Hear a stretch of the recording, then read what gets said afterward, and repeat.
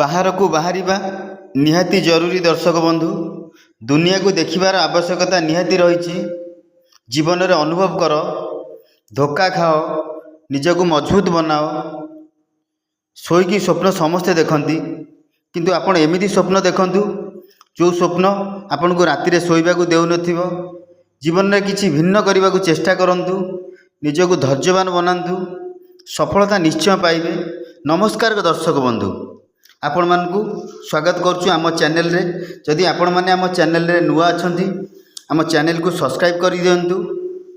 ବନ୍ଧୁଗଣ, ଆଜିର ଭିଡ଼ିଓ ଆପଣମାନଙ୍କ ପାଇଁ ଅତ୍ୟନ୍ତ ଗୁରୁତ୍ୱପୂର୍ଣ୍ଣ, ବହୁତ ଖାସ୍ ଅଟେ। କାରଣ ଆଜି ବହୁତ ମହତ୍ତ୍ୱପୂର୍ଣ୍ଣ ସୂଚନା ଆପଣମାନଙ୍କ ପାଇଁ ନେଇ ଆସିଛୁ। ଆପଣମାନେ ଜାଣନ୍ତି, ମେ 1 ତାରିଖ 2024 ମସିହା ଆଜିର ଦିନରେ ଦେବତାଙ୍କ ଗୁରୁ ଦେବଗୁରୁ ବୃହସ୍ପତି ରାଶି ପରିବର୍ତ୍ତନ କରିବାକୁ ଯାଉଛନ୍ତି। ମେଷ ରାଶିରୁ ଚଳନ ସାରି ବୃଷ ରାଶିକୁ ପ୍ରବେଶ କରିବାକୁ ଯାଉଛନ୍ତି। ମେ 1 ତାରିଖ 2024 ମସିହା ଠାରୁ 14 ମେ 2025 ପର୍ଯ୍ୟନ୍ତ ବୃଷ ରାଶିରେ ବୃହସ୍ପତି ପ୍ରବେଶ କରିବାକୁ ଯାଉଛନ୍ତି। 2:28 ମଧ୍ୟାହ୍ନ ସମୟରେ ଦେବଗୁରୁ ବୃହସ୍ପତି ମେଷ ରାଶିରୁ ବୃଷ ରାଶିକୁ ପ୍ରବେଶ କରିବାକୁ ଯାଉଛନ୍ତି।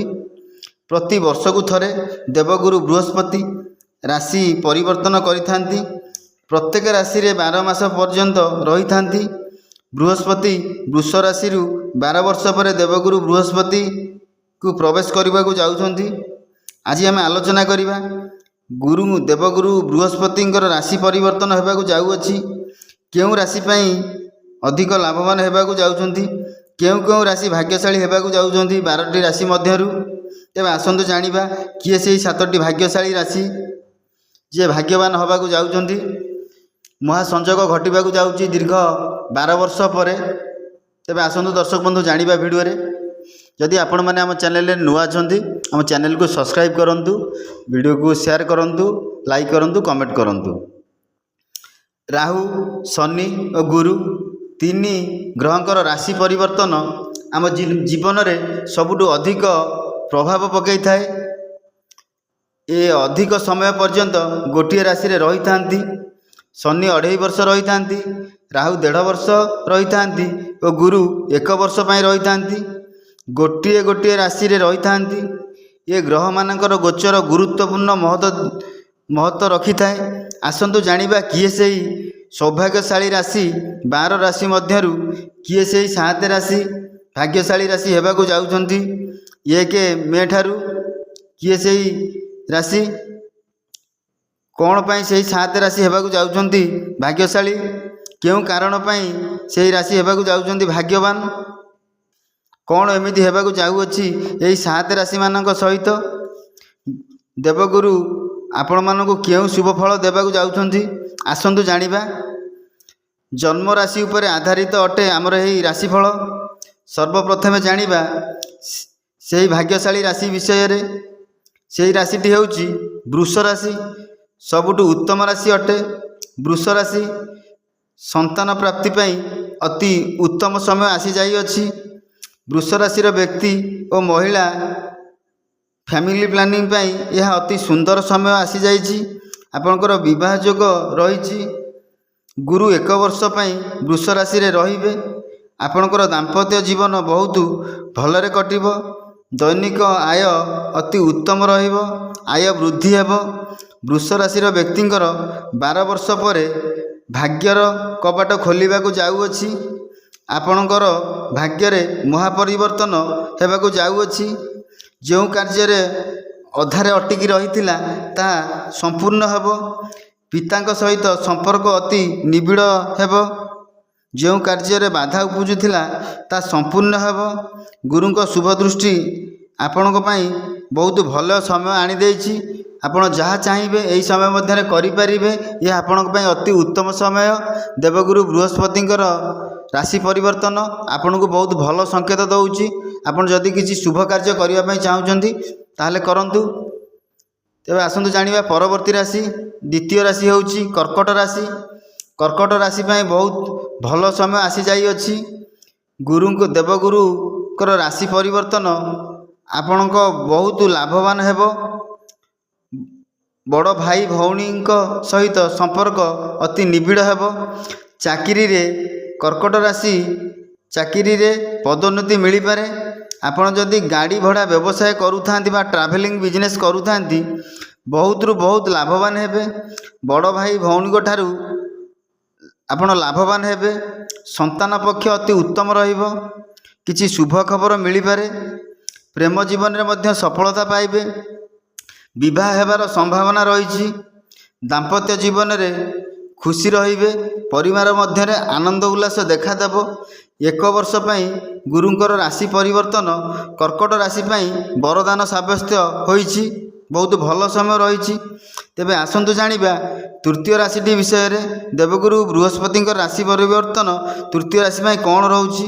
तृतीय राशि होउछि सिंह राशि। सिंह राशि व्यक्तिंकर आय अधिक रु अधिक बढ़ीजिव। संचय मध्य भल करिवे। आर्थिक स्थिति स्वच्छल रहिबो। पैसा आपणक पाखक आसीबाकू लागिबो। खर्च मध्य बहुत कम हेबो। मातृस्नेह आपणकर बढ़िबो। जी परिवार ठारू दूर रोते परिवार सहित रहिबार सुजोग पाइबे। कहार कौनसी प्रलोभन रे पड़ंतु नाही। क्यारियर रे उन्नति देखादेव। जो कार्य करूछंती सही कार्य रे मनोनिवेश करंतु सफल निश्चित हेबे। तेबे आसंतु दर्शक बंधु जानिबा से भाग्यशाली राशि चतुर्थ राशि। चतुर्थ राशि होउछि कन्या राशि। आपणक भाग्य रे सुधार आसीबो। पितांकर स्वास्थ्य अवस्था रे उन्नति देखादेव। दूरयात्रा जोग रही अछि। विदेश भ्रमण जोग रही। समाज सेवार मनोनिवेश करिवे। आपणकर ज्ञान बढ़िबो। बुझिबा शक्ति वृद्धि घटिबो। ऑनलाइन काम करिवे। मार्केटिंग काम भल करिवे। संतान पक्ष भल रहिबो। परीक्षा रे कृतकार्य करिवे। चाकरी जोग रही। परिवार ठारू परिवार को समय देवे। संपर्क रे सुधार घटिबो। तेबे आसंतु दर्शक बंधु जानिबा परवर्ती राशि। परवर्ती राशि होउछि बिच्छा राशि। यदि नूतन कार्य करने को चाहूँगी यथाशीघ्र आरंभ करंतु। कारण देवगुरु बृहस्पति एक वर्ष पई रहिबे। आपणकर ये बहुत भल समय पड़ी। रोजगार रे सुधार आसीबो।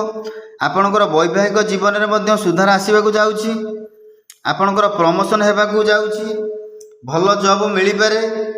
क्यारियर रे आगो को बढ़िबार सुजोग पाइबे। अलसुआपण दूर हेबो। जो कार्य करूचंती तदरे मन प्राण दे कार्य करंतु सफलता निश्चित पाइबे। किछि काम रे दूर यात्रा करि पारंती। एही वर्ष मध्य आपणकर विदेश जोग रहउछि। एही वर्ष आपणक पई बहुत भल समय रहिछि एवं आपणकर बहुत भलरे बीतिबो। तेबे आसंतु दर्शक बंधु जानिबा परवर्ती राशि। परवर्ती राशि हेउछि मकर राशि। मकर राशि पई गुरुंकर राशि परिवर्तन सर्वश्रेष्ठ समय अटे। धन लाभ हठात धन लाभ हेबार जोग रहुअछि। भाग्य रे उन्नति देखादेव। माली मकदमा रे विजयी हेबे। ऋण मुक्ति हेबे। गुरुंकर राशि परिवर्तन मकर राशि पई एक वर्ष बहुत भल समय अटे। पितांक सहयोग मिलिबो। पिता पुत्रक मध्य बुझामणा अति उत्तम रहिबो। रोजगार पंथा बढ़ी पारे। अटकी रहितवा धन मिलिबार संभावना रही। एही वर्ष रे मानसिक दुश्चिंता दूर हेबो। समस्या ठारू मुकुली जिवे। संतान पई गर्व अनुभव करिवे। तेबे आसंतु दर्शक बंधु जानिबा शेष राशि बा सप्तम राशि किए सेही भाग्यशाली राशि कौन रोची तांकर एही वर्षटी। तेबे आसंतु जानिबा गुरुंकर राशि परिवर्तन रे से शेष भाग्यशाली राशि हेउछि कुंभ राशि। गुरुंकर राशि परिवर्तन कुंभ राशि पई बहुत भल रहिबो। क्यारियर रे उन्नति देखादेव। काम कार्य रे सुधार आसीबो। काम करिवार तरीका बदली जीव। आपणकर परिश्रमर फल निश्चित मिलिबो। आशा करुथिबा दिगरु अर्थ मिलिबो। अचानक धन प्राप्ति हेबार संजोग रहुछि। गुरुंकर राशि परिवर्तन यही राशि मानक पई बहुत भल रहिबो। एही वर्ष जमी क्रय आपण माने प्रत्येक व्यक्ति जो राशि सब कहली समस्ते जमी क्रय करि पारंती। बहुत किछि बड़ करिवार सुजोग पाइबे। आपण मान पई ए वर्ष बहुत गोल्डन मोमेंट ବା ସୁବର୍ଣ୍ଣ ସୁଯୋଗ ରହିଛି ଏହି ସମୟ ମଧ୍ୟରେ ଯଦି ଆପଣ କିଛି ନୂତନ କାର୍ଯ୍ୟ କରିବା ପାଇଁ ଚାହୁଁଥାନ୍ତି ତାହେଲେ ତାର ଆରମ୍ଭ କରନ୍ତୁ। ଆପଣ ଏହି ବର୍ଷ ସଫଳତା ଆପଣଙ୍କର ପାଦ ଛୁଇଁବାକୁ ଯାଉଛି। ନିଶ୍ଚିତ ଆପଣମାନେ ସକ୍ସେସ୍ ହେବେ। ଆପଣ ଏହି ବର୍ଷ ଯଦି କିଛି ନୂତନ କାର୍ଯ୍ୟ କରିବା ପାଇଁ ଯାଉଛନ୍ତି ତାହା ତୁରନ୍ତ କରନ୍ତୁ। ବର୍ତ୍ତମାନ ଆପଣ ପାଇଁ ଗୋଟେ ବର୍ଷ ଅତି ଉତ୍ତମ ସମୟ ରହିଛି। ଏହି କାର୍ଯ୍ୟ ସବୁ କରନ୍ତୁ। ତେବେ ଆସନ୍ତୁ, ଆଜି ପାଇଁ ଭିଡ଼ିଓଟି ଏତିକି। ଦର୍ଶକ ବନ୍ଧୁ, ଯଦି ଆପଣମାନଙ୍କୁ ଆମ ଭିଡ଼ିଓଟି ଭଲ ଲାଗିଥାଏ ଲାଇକ୍ କରିବେ, କମେଣ୍ଟ କରିବେ। ଆଉ ଯଦି ଆପଣମାନେ ଆମ ଚ୍ୟାନେଲରେ ନୂଆ ଥିବେ ଆମ ଚ୍ୟାନେଲଟିକୁ ସବସ୍କ୍ରାଇବ୍ କରିଦେବେ, କାରଣ ଯେଉଁ ନୂଆ ଭିଡ଼ିଓ ଆମେ ପଠାଇବୁ ତା ଆପଣମାନଙ୍କ ପାଖରେ ପ୍ରଥମେ ପହଞ୍ଚିବ। ଧନ୍ୟବାଦ।